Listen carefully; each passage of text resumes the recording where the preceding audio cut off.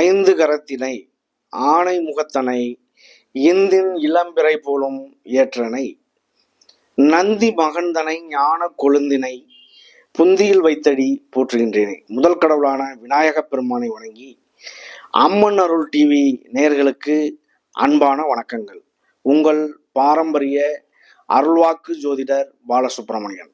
அடியனின் அன்பு வணக்கங்கள். என்றும் குருவழியில் குருவை நேசிப்போம், குருவை போற்றுவோம். இப்போ நம்ம எதை பத்தி பார்க்க போறோம் அப்படின்னா, குரு பெயர்ச்சி. இந்த குரு பெயர்ச்சி ஆகிறது 1/5/2024. இந்த குரு பகவான் பாத்தீங்க அப்படின்னா வருஷத்துல ஒரு முறைதான் அவருடைய பெயர்ச்சி. குருவினுடைய பயண காலம் ஒரு ராசியில இருந்து இன்னொரு ராசிக்கு பெயர்ச்சி ஆகிறது 1 வருட காலங்கள். இப்ப 2023ல அவர் பெயர்ச்சியாகி அப்போ பாத்தீங்க அப்படின்னா இந்த 2023ல நீண்ட நாள் பயணம் செய்யக்கூடிய கிரகங்கள் எல்லாமே பெயர்ச்சி ஆயிடுச்சு. இந்த 2024ல நீண்ட நாள் பயணம் செய்யக்கூடிய கிரகங்கள்ல ஒண்ணு அப்படின்னா அது குரு பகவான். குரு பகவான் இந்த 1/5/2024ல பெயர்ச்சி ஆகிறார். அதாவது தமிழ்ல பாத்தீங்க அப்படின்னா சித்திரை மாதம் 18ஆம் தேதி. சித்திரை மாதம் 18ஆம் தேதி புதன்கிழமை பகல் 2:29 அவர் பெயர்ச்சி ஆகிறார். பெயர்ச்சி ஆகி அவரு காலபுருஷ தத்துவப்படி மேச வீடான 1வது வீட்டுல மேச வீட்டுல இருந்து ரிஷப வீட்டுக்கு பெயர்ச்சி ஆகிறார். அவர் பெயர்ச்சி ஆகி அவருடைய குருவினுடைய பார்வை பாத்தீங்க அப்படின்னா 5ஆம் பார்வை, 7ஆம் பார்வை, 9ஆம் பார்வை. இந்த குரு இருக்கக்கூடிய இடத்தை விட பார்க்கக்கூடிய பார்வைக்கு பலன் அதிகம். குரு பார்த்தால் கோடி நன்மை நம்ம பார்த்திருக்கோம். எல்லாருமே இதுக்கு முன்னாடியும் நம்ம பார்த்திருக்கோம். இப்போ பாத்தீங்க அப்படின்னா வருஷத்துல ஒரு முறைதான் இந்த குரு பகவான் பெயர்ச்சி ஆகிறாரு. இந்த பெயர்ச்சி ஆகையில பாத்தீங்க அப்படின்னா இந்த 2:29 அவர் பெயர்ச்சி ஆகும்போது அதனுடைய லக்கணம் பாத்தீங்க அப்படின்னா சிம்ம லக்கணம் விடுது. சிம்ம லக்கணம் பூர நட்சத்திரம் 2ஆம் பாதத்துல விழுகுது. சூரியன் பாத்தீங்க அப்படின்னா பரணி நட்சத்திரம் 2ஆம் பாதத்துல மேச வீட்டுல. சூரியனுடைய நிலை பாத்தீங்க அப்படின்னா இப்ப இந்த குரு பெயர்ச்சி அப்ப உச்சம், சூரியனுடைய நிலை உச்சம் அடையுது. சந்திரன் திருவோண நட்சத்திரம் 2ஆம் பாதம் மகர ராசியில இருக்காரு. செவ்வாய் உத்திரட்டாதி நட்சத்திரம் மீன ராசியில 1ஆம் பாதத்துல இருக்காரு. புதன் பாத்தீங்க அப்படின்னா ரேவதி 2ஆம் பாதத்துல மீன ராசியில இருக்காரு. குரு பாத்தீங்க அப்படின்னா கார்த்திகை நட்சத்திரம் 2ஆம் பாதத்துல ரிஷபராசியில இருக்காரு. சுக்கிரன் பாத்தீங்க அப்படின்னா அஸ்வினி நட்சத்திரம் 3ஆம் பாதத்துல இருக்காரு. சனி பகவான் பாத்தீங்க அப்படின்னா பூரட்டாதி நட்சத்திரம் 1ஆம் பாதத்துல கும்பராசியில இருக்காரு. ராகு ரேவதி நட்சத்திரத்துல இருக்காரு. கேது பாத்தீங்க அப்படின்னா ஹஸ்த நட்சத்திரம் 4ஆம் பாதத்துல இருக்காரு. இப்படி இந்த கிரகங்களுடைய அமைப்பு இந்த குரு பெயர்ச்சி ஆகும்போது இந்த அமைப்புல இருக்கு. இந்த அமைப்புல இருந்தா ஒவ்வொரு ராசிக்கும் என்ன பலனை கொடுப்பார் அப்படிங்கிற ஒரு விஷயத்த நம்ம விரிவா பார்க்க போறோம். அன்பார்ந்த சிம்ம ராசி அன்பர்களே, சிம்ம ராசி அப்படின்னாலே காலபுருஷ தத்துவப்படி அது 5வது ராசி. இந்த சிம்ம ராசிக்கு குருவினுடைய பெயர்ச்சி பாத்தீங்க அப்படின்னா எப்படி இருக்கு அப்படிங்கிற ஒரு விஷயத்த விரிவா பார்ப்போம். இந்த குரு பகவான் உங்களுக்கு 5க்கும் 8க்கும் உள்ள அதிபதி. அவர் பாத்தீங்க அப்படின்னா உங்களுக்கு 10ஆம் இடமான தொழில் ஸ்தானத்துக்கு வர்றாரு. 9ஆம் இடமான பாக்கியஸ்தானத்துல இருந்து 10ஆம் இடமான தொழில் ஸ்தானத்துக்கு வர்றாரு. தொழில் பண்ணக்கூடிய நபர்கள் யாராக இருந்தாலும் சிம்ம ராசியை பொறுத்தளவுக்கு இதுல மகம் பூரம் உத்திரம் 3 நட்சத்திரங்கள் இருக்கு. 3 நட்சத்திரக்காரர்களுமே தொழில், வியாபாரம், பைனான்ஸு, பணம் கொடுக்கல் வாங்கல் இந்த மாதிரி ஒரு விஷயங்கள் பண்ணக்கூடிய நபர்கள் யாரா இருந்தாலும் மிக மிக மிக கவனமாக பண்ணணும். ஏன் சொல்றோம் அப்படின்னா ஒரு கராரா பண்ணணும் அப்படிங்கிற ஒரு எண்ணங்கள் வராது. விட்டு கொடுக்குற மனப்பான்மை வந்துடும். ஏன்னா உங்களுக்காக 10ஆம் இடமான தொழில் ஸ்தானம் அப்படிங்கிறது பாத்தீங்க அப்படின்னா குரு பகவான் வர்றது, அவர் குரு பகவான் முற்றிலும் சுபரான கிரகம். ஒரு தொழில் பண்ணக்கூடிய நபர் வந்து ஐயா காசு அப்புறம் தர்றேன், ஒரு பொருளை கொடுங்க அப்படின்னு கேட்டால் இறக்க சிந்தனையில கொடுக்குற மாதிரி ஒரு மனநிலையை உருவாக்கிடுவார். அப்போ தொழிலில் வந்து ஒரு சில நஷ்டங்கள் ஏற்படுறதுக்கான ஒரு வாய்ப்பு உண்டு பல வகையில். அதாவது ஒரு எடுத்துக்காட்டுக்காக இதை நம்ம சொல்கிறோம். பல வகையிலையுமே வந்து பார்த்தீங்க அப்படின்னா, இப்போ பணம் வரவு செலவுகளே பண்ணுறீங்க அப்படின்னா அது வரவு செலவுகள் அவ்வளோ ஒரு சிறப்பாக இருக்காது. கொஞ்சம் கவனம் தேவை. சிம்ம ராசியை பொறுத்தளவுக்கு கவனம் கண்டிப்பாக தேவை. அப்போ இவருக்கு வந்து பார்த்தீங்க அப்படின்னா, இந்த குரு பகவான் வந்து உங்களுக்கு 5க்கும் 8க்குள்ள அதிபதி 10ஆம் இடத்துல இருந்து நடத்துறாரு.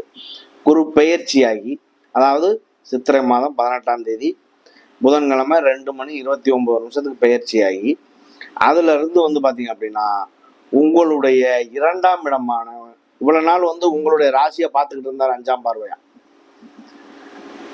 ராசியை பார்த்துக்கிட்டு இருக்கையிலேயே வந்து பாத்தீங்க அப்படின்னா ஒரு சில பாதிப்புகள் 1 மாசம் 2 மாசம் பயிற்சியாக போகையிலேயே அதனுடைய வேலையை காமிச்சிடும்.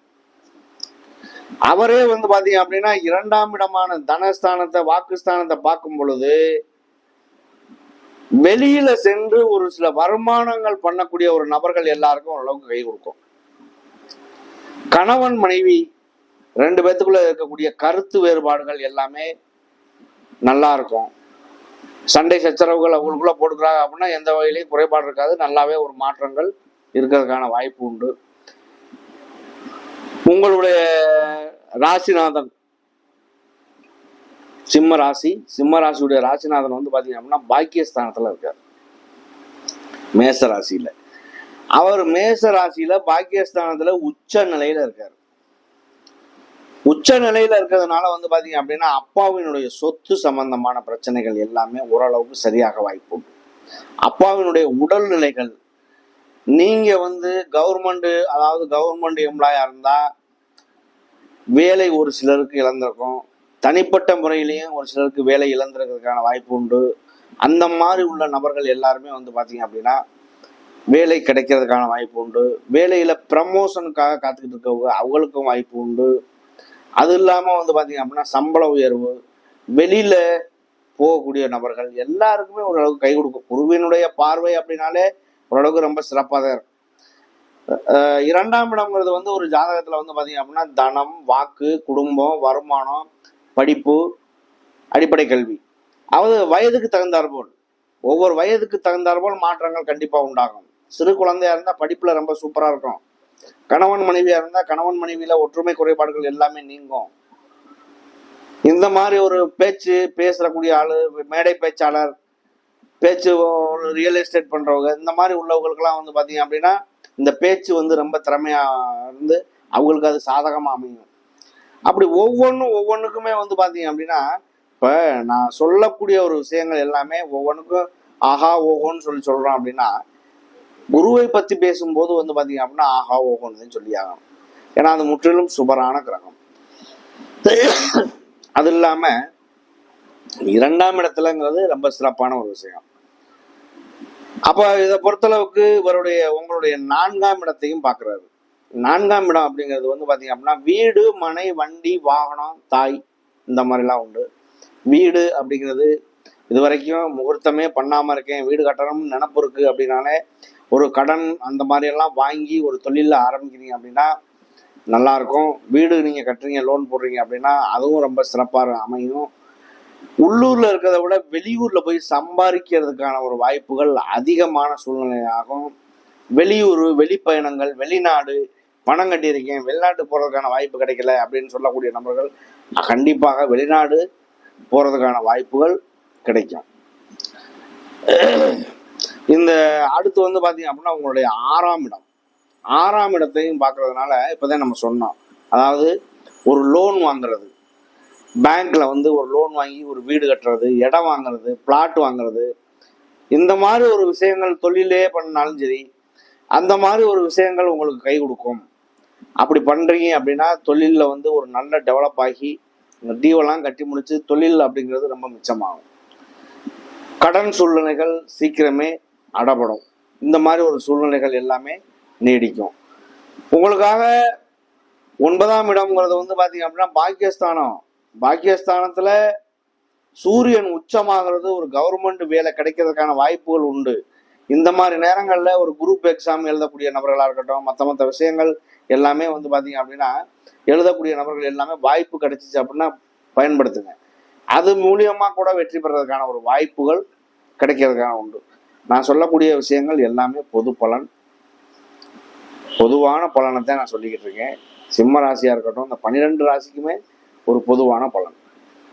அப்போ இது வந்து பாத்தீங்க அப்படின்னா ஒரு 70% உங்களுக்கு ஓரளவுக்கு பொருந்தும். அப்ப 100% ஏன் பொருந்தல அப்படின்னு நம்ம நினைச்சோம் அப்படின்னா, உங்களுடைய விதி ஜாதகம், ஜனன ஜாதகம், உங்களுடைய நீங்க பிறக்கும் போது என்ன அமைப்புல இருக்கு அப்படிங்கிறதோ அதுதான் விதி. விதி மதி கதி நம்ம சொல்றோம்.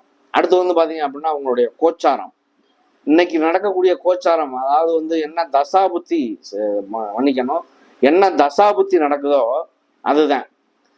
இந்த தசாபுத்தி காலங்கள் 2வது உங்களை வந்து விதியில வந்து நல்லாவே இல்லை, சூழ்நிலையே சரியில்லை, நான் பிறந்ததுல இருந்து வாழ்க்கையில கஷ்டத்தை தான் சந்திக்கிறேன் அப்படின்னு சொல்லக்கூடிய நபர்களும் உண்டு. அது அவர்களுடைய கர்ம வினையை பொறுத்து. எல்லா கிரகங்களும் நல்ல அமைப்புலயே இருக்கு, எந்த விதத்திலையும் குறைபாடே இல்லை, ஆனா என் வாழ்க்கையில எந்த முன்னேற்றமும் இல்லை அப்படி சொல்றீங்க அப்படின்னா அதுவும் ஒரு வகையில உங்களுடைய கர்ம வினை தான். அப்போ உங்களுக்கு வந்து பாத்தீங்க அப்படின்னா விதி ஜாதகத்துல என்ன அமைப்பு இருக்கோ அதை பார்த்து அது மூலியமா நீங்க ஒரு தொழிலா இருக்கட்டும், வேலைக்கு போறதா இருக்கட்டும், வெளியூர் பயணமா இருக்கட்டும், படிக்கிறதா இருக்கட்டும், எல்லாத்துக்குமே வந்து உங்களுக்கு அது வந்து ஒரு பயன்படக்கூடிய ஒரு விஷயமா இருக்கும். உங்களுடைய ஜாதகத்தை பாருங்க, பார்த்து அது மூலியமா ஒரு சில விஷயங்களை நீங்க தெரிஞ்சுக்கலாம். வேலை பார்க்கலாமா, இல்லை சொந்தமா தொழில் பண்ணலாமா, இதெல்லாம் தெரிஞ்சுக்கலாம். உங்களுக்கு வந்து ஒரு சிலர் வந்து பாத்தீங்க அப்படின்னா ஜாதகம் எழுதாமையே வச்சிருக்காங்க, அதுவே ஒரு வகையில தோஷம் அப்படின்னு சொல்றாங்க. சிறு குழந்தைகள் வந்து பாத்தீங்க அப்படின்னா பிறந்த உடனே 1 வருஷம் கழிச்சு ஒரு பிறந்த நாள் முடிஞ்சிருச்சு அப்படின்னா ஜாதகம் எழுதலாம். அந்த மாதிரி ஒரு எழுதக்கூடிய ஒரு நபர்கள் எழுதாம இருந்தா அதெல்லாம் எழுதிடுறது ரொம்ப ரொம்ப ஒரு சிறப்பான ஒரு விஷயம். சரி, இந்த குருவானவர் எங்கே இருக்கு பெயர்ச்சியாகி எந்தெந்த பார்வைகள் பார்க்கிறாரு, பார்வைகள் பார்க்கறதுனால என்ன பலன் அப்படிங்கிறத நம்ம பார்த்தோம். இந்த சிம்ம ராசி அப்படின்னாலே வந்து பாத்தீங்க அப்படின்னா சிம்ம ராசியினுடைய அதிபதி சூரியன். சூரியனை மையமா வச்சுதான் எல்லா கோள்களுமே இயங்குது. அப்ப குரு பகவான் வந்து சனி பகவான் எல்லா கிரகமே வந்து பாத்தீங்க அப்படின்னா வக்ர சூழ்நிலையையும் அடையுது. அப்ப வக்ரம்னா என்ன அப்படிங்கிறத நம்ம ஏற்கனவே நம்ம பார்த்துருக்கோம். இப்போ இதை பொறுத்தளவுக்கு இந்த சிம்ம ராசியில மகம், பூரம், உத்திரம் 3 நட்சத்திரங்கள், 3 நட்சத்திரங்களுமே வெவ்வேறு குணங்களை கண்டிப்பா இருக்கும். இந்த மக நட்சத்திரம் வந்து பாத்தீங்க அப்படின்னா கேதுவுடைய நட்சத்திரம். கேதுவும் குருவும் இணைவுகள், பார்வைகள் இந்த மாதிரிலாம் வரும் பொழுது ஒரு கோயிலே கட்டலாம், கோயில் முகூர்த்தம் பண்ணலாம், வீடு முகூர்த்தம் பண்ணலாம், வீடே முகூர்த்தம் பண்ணாலும் அது ஒரு கோயிலா அமையும், அப்படியெல்லாம் ஒரு வாய்ப்புகள் உண்டு. அப்போ இந்த சிம்மராசியை பொறுத்தளவுக்கு உங்களுடைய 2ஆம் இடமான வாக்குஸ்தானத்தை பார்க்குறாரு, 4ஆம் இடத்தை பார்க்குறாரு, 6ஆம் இடத்தை பார்க்குறாரு. அப்போ கடன் வாங்கினாலும் ஒரு வந்து தொழில் வந்து பண்றீங்களாலும் சரி, வீடு கட்டினாலும் சரி, அந்த வாய்ப்புகள் கைகூடி வந்துடும். சரி, இந்த மக நட்சத்திரத்துக்குமே இந்த மாதிரி ஒரு அமைப்புகள் உண்டு. அடுத்து வந்து பாத்தீங்க அப்படின்னா பூர நட்சத்திரம். பூர நட்சத்திரம்ங்கிறது சுக்கிரனுடைய நட்சத்திரம். சுக்கிரன் அப்படின்னாலே வந்து பாத்தீங்க அப்படின்னா எப்பவுமே வந்து ஒரு சுகபோகமான ஒரு வாழ்க்கை அப்படிங்கிறதுக்கு அப்படி சொந்தக்காரர். அப்ப சுக்கிரன் உங்களுக்காக 9ஆம் இடமான பாக்கியஸ்தானமான உச்சம் பெற்ற கிரகத்தோட இருக்காரு. அப்ப உங்களுடைய நிலை எப்படி இருக்கும்? ஒரு கிரகம் நீசம் பெறுது அப்படின்னா 0% மதிப்பு, ஒரு கிரகம் ஆட்சி பலம் பெறுது அப்படின்னா 100% மதிப்பு, ஒரு கிரகம் உச்சம் பெறுது அப்படின்னா 200 மடங்கு பலனை தரும். ஒரு உச்சம் பெற்ற கிரகம் 200 மடங்கு பலனை தருது, அதுக்கான தசாபுத்திகள் நடக்குது, இல்ல கோச்சாரங்கள் செட் ஆகுது அப்படின்னா அவன் வாழ்க்கையில கண்டிப்பாக ஒரு குறிப்பிட்ட காலகட்டத்துக்குள்ள செல்வந்தரனை ஆகியே தீரலாம். திடீர் அதிர்ஷ்டம், திடீர் யோகம் அப்படியெல்லாம் கிடைக்கிறதுக்கான வாய்ப்புகள் கூட உண்டு. ஒரு சிலருக்கு வந்து திடீர்னு வந்து யதார்த்தமா வந்து லாட்டரி சீட்லாம் அடிக்குது, கேள்விப்பட்டிருக்கோமா? அப்ப அந்த மாதிரி ஒரு வாய்ப்புகள்லாம் எங்கேருந்து வருது, எப்படி வருது? அவரவருடைய விதியினுடைய அமைப்பை பொறுத்து தான். வாழ்நாள் ஃபுல்லா கஷ்டப்பட்டு கடைசி காலத்துல லாட்டரி சீட்டு ஏதோ ஒரு சூழ்நிலையில அடிச்சு கொடுக்கும். ஏன் அதை முதல்ல கிடைச்சிருக்கலாம்ல? அவன் வாழ்க்கை சிறப்பா தானே இருக்கும். அந்தந்த நேரம் காலகட்டம் அதுக்கு தகுந்த மாதிரி அந்த கிரகங்களுடைய அமைப்புக்கு தகுந்த மாதிரி தான் எல்லா நடைமுறையுமே நடக்குன்றதுக்காக இதை சொல்றேன். சரி, இந்த பூர நட்சத்திரம் வந்து பாத்தீங்க அப்படின்னா உச்சம் பெற்ற கிரகத்தோட இருக்கிறதுனால அருமையான ஒரு காலகட்டமாக இந்த குரு பயிற்சி அமைய போகுது. அடுத்து உத்திரம்ங்கிறது சூரியனுடைய நட்சத்திரமே. உங்களுடைய ராசிநாதன் பாகிஸ்தானத்துல உச்சம் பெறதுனால வேலை வாய்ப்புகள், வெளியூர் பயணங்கள், அது இல்லாம இந்த உத்திர நட்சத்திரக்காரர்கள் எப்பவுமே வந்து பாத்தீங்க அப்படின்னா அடுத்தவர்கள் வந்து பாத்தீங்க அப்படின்னா தன்னை விட பெரிய ஆளா இருக்கக்கூடாது, தனக்கு கீழே தான் இருக்கணும் அப்படிங்கிற ஒரு எண்ணத்தை கொண்டவர்கள்.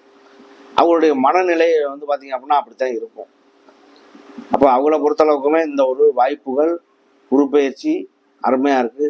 வாய்ப்புகளை நல்லபடியா பயன்படுத்துங்க. நன்றி, வணக்கம்.